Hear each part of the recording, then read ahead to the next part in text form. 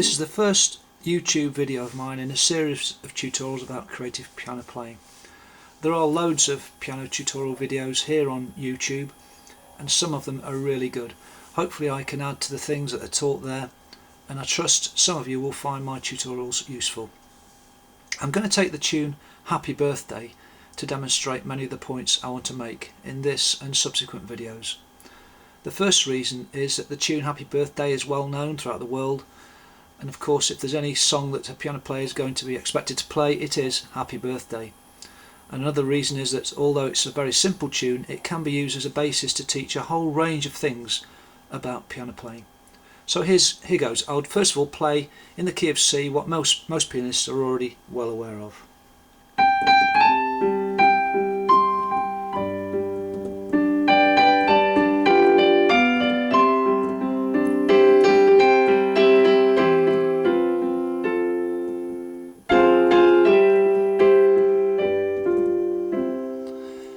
Now let's assume that you can already do that or something similar. If you can't yet do that, you need to maybe first do a search for some of the other excellent tutorials available on YouTube on how to play Happy Birthday. Now, you've probably learnt that in the key of C you need to be able to play the C chord, and the G chord, and the F chord, and possibly the F minor chord as well.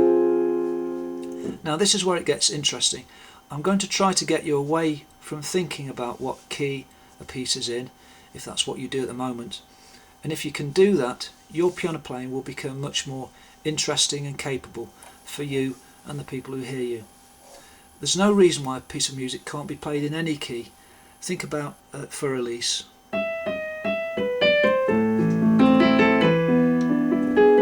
Just take it up a semitone.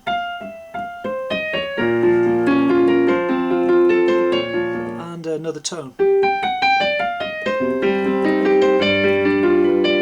And so on, in any key you want.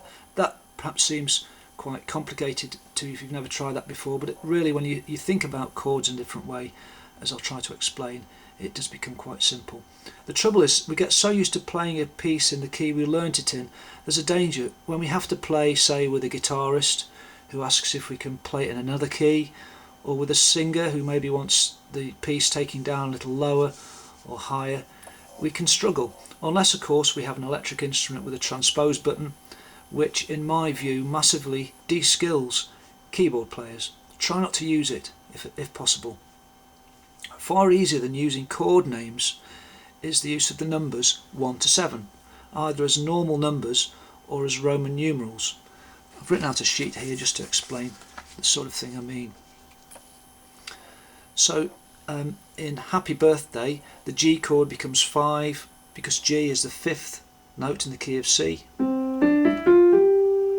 The C chord is of course 1, and the F chord becomes 4 because F is the 4th note in the key of C. If we choose to use F minor, we don't have to in the tune Happy Birthday, but if we choose to do that, then we'd write that as 4 using small case Roman numerals.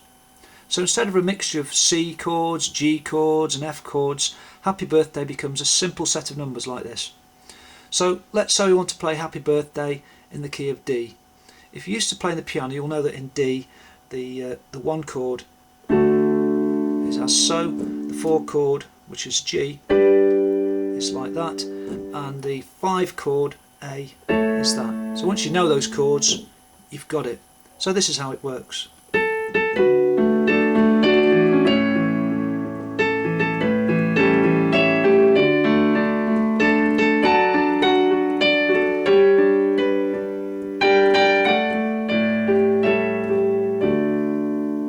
The same numbers work in any key. Just work through these numbers. Say you want to play it in G. That's your 1 chord, that's your 5 chord, and your 4 chord. So working from 5.